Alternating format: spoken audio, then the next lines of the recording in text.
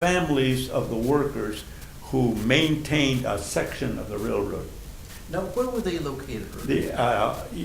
In Colton, the section house for the Southern Pacific was located, if you go down Mount Vernon and cross Valley Boulevard, going south, cross Valley Boulevard, and then you turn to go up Mount Vernon into the new development or in the Cooley area, right in that angle. Where M and Mount Vernon meet in that area? More like where I or Valley Boulevard Right. met. Yeah, and Mount Vernon met, right in that corner, but a little south of that, where if you go down Mount Vernon, you hit the stop sign for Valley, and then as you proceed, you have to turn left a little bit onto the on-ramp of the freeway, right in that area. Right in that area, okay. And Paul Mudo and Ray Robles, who were from a blended family, lived there for a while. Yeah, because I remember my grandparents talking about, and my aunt talking about living there when they first came to Colton. Yeah, if he was employed by the railroad, that's why they lived. This was strictly a railroad operation. Mm-hmm. And we call it La Sesión.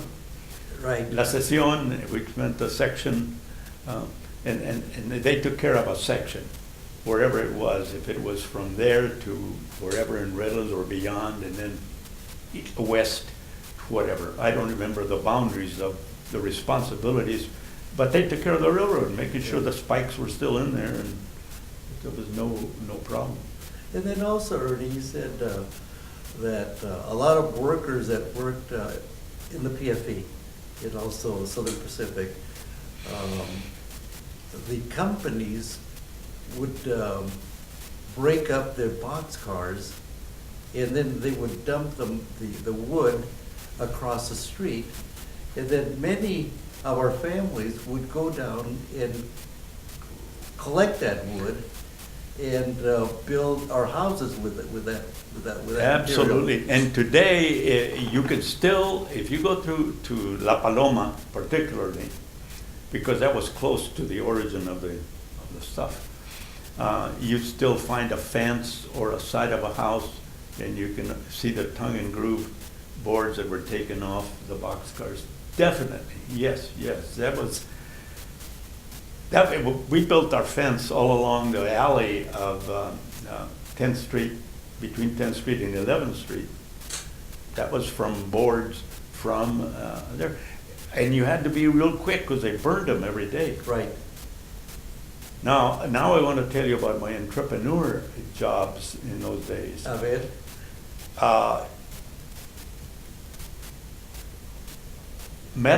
Junk metal was very, very much in demand in the very late 30s. The Japanese were buying everything. You remember that then they shot at us. They shot it back at us during the war. But anyway, the junk man came through South Colton, the truck, every 2 weeks. One of the things I did when I was a dompero, and I have to admit it today, I would get up real early with my little cart that had a metal pan in it, a leftover wheelbarrow pan. Now I'd pull it down the alley 2.5 blocks, down into the wash, which was not the Santa Ana, it was Idle Creek branch that ran there. Next to that big nopalera, all the nopales used to grow along and over to the fire where they had set all the wood on fire. And of course, what was left were all these glowing straps and bolts and nuts and angle irons and everything. And I had a big pole with a hook, and then also I had one with a can, and I would dip them in there and get the stuff. 4:30, 5 in the morning, and most of the time my mother didn't even know I was gone, or my dad didn't know I was gone. And I often think, what if I slipped and fell in there? I mean, geez, they never would have found the bones. Anyway, and there were a couple of other people that would show up that early, although not too many. And I would bring my junk home, and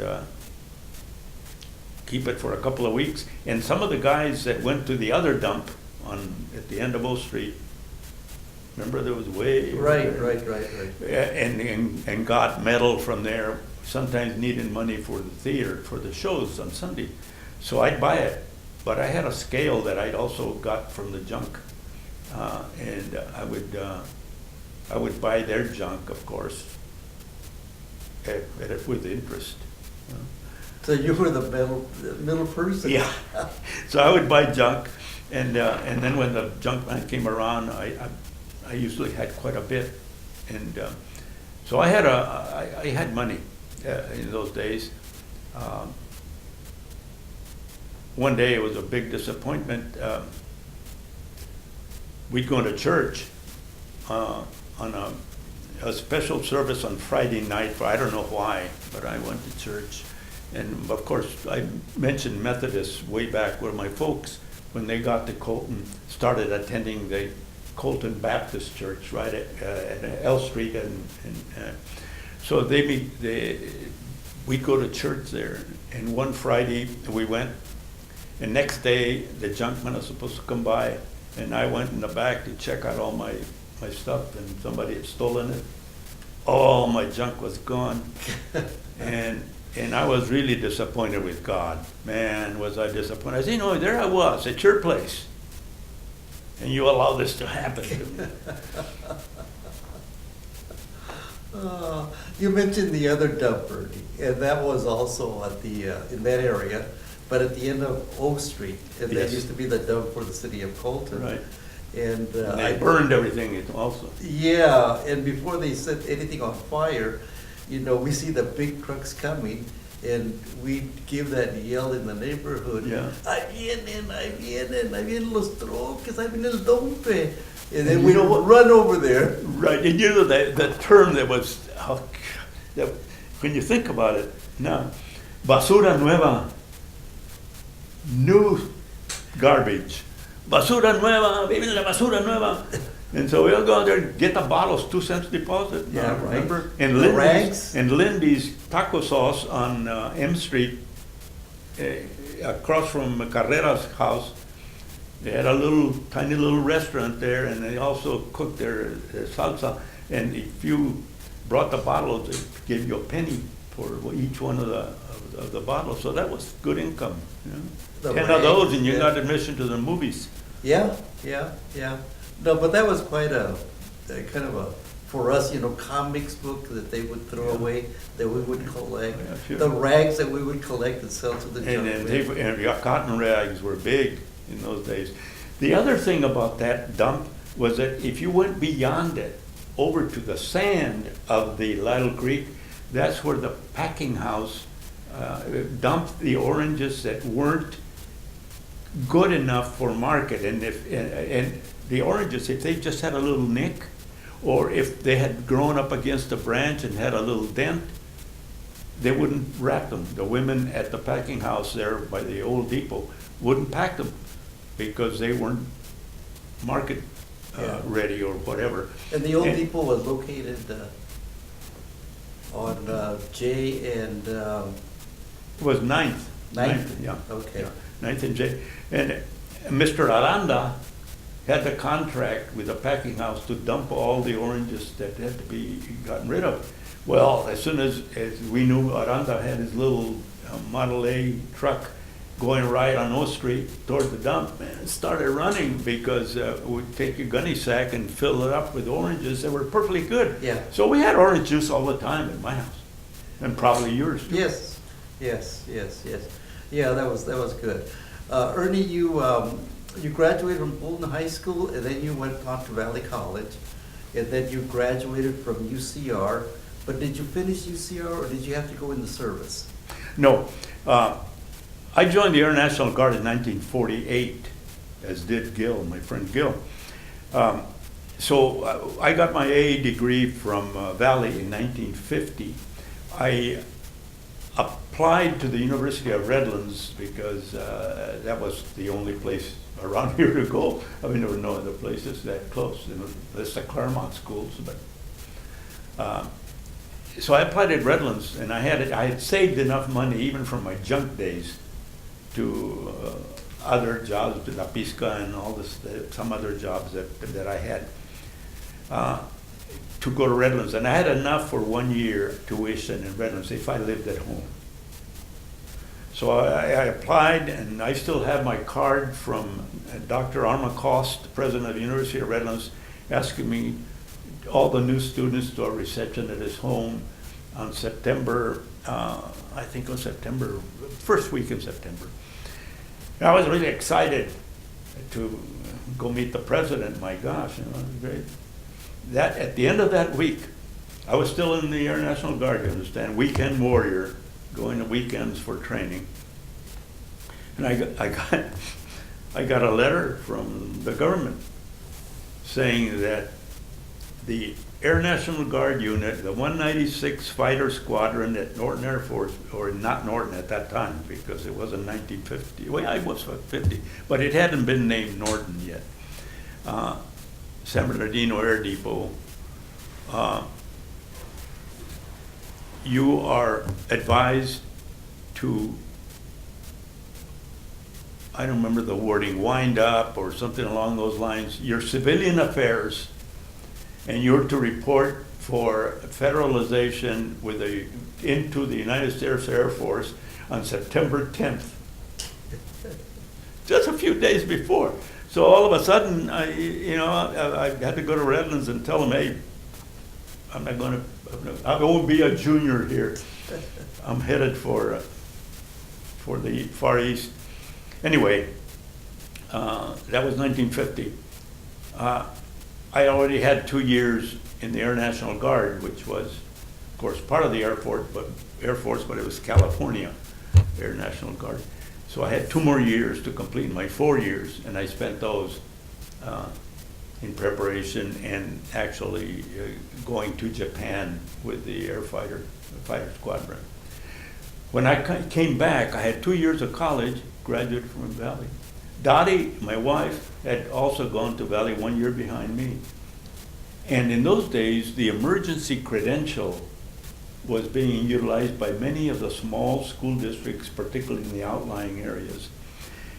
If you took 12 units of 2 summer sessions at Redlands University in the summer to learn the basic, very basic instructional strategies, then you could go teach in an emergency credential. So I did that for 2 years. In the meantime, taking extension courses from UCLA and so on. When UCR opened in 1954, which is 2 years after I had been discharged from the service, then I went to UCR. UCR, however, did not start in September, but started in February. And so I couldn't go then, I was still teaching the second semester. So I went in February, and all I needed was just less than 1 year, but I spent a year there with my friend Chuck Young, who was also in the service of being chancellor of UCLA later. So it was an interesting combination. So I had my 12 weeks at Redlands, in addition to my correspondence courses in the Air Force, and my 2 years at Valley and my AA degree, and then finished my BA with a major area in psychology at UCR. After UCR, I had taken some courses at Redlands in school organization, administration, and so on.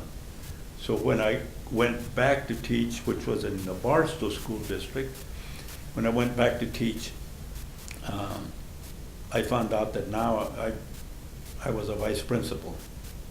2 years and I was a vice principal of a afternoon faculty in a doubled situation where there was a morning faculty and an afternoon faculty because of the impact of students.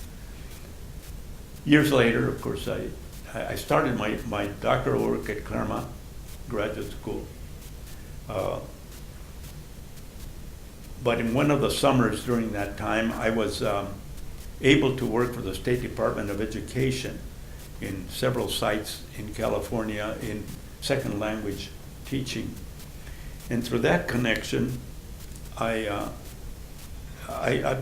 one group was teaching science in the elementary school, another one math in the elementary school, and second language, which was the National Defense Act of 1958.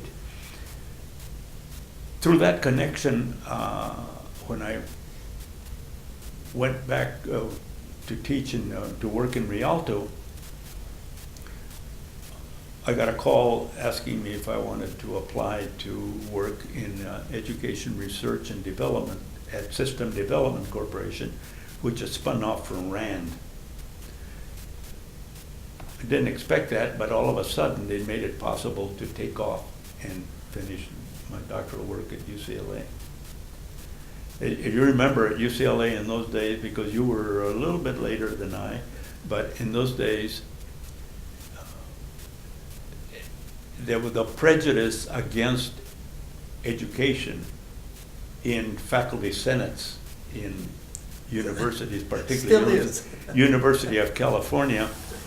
They would not award the PhD at UCLA nor any other of the UC campuses until the 80s when they changed. But it was not considered a discipline until, you might remember that the chancellor or the president of the University of California in the 80s had an EDD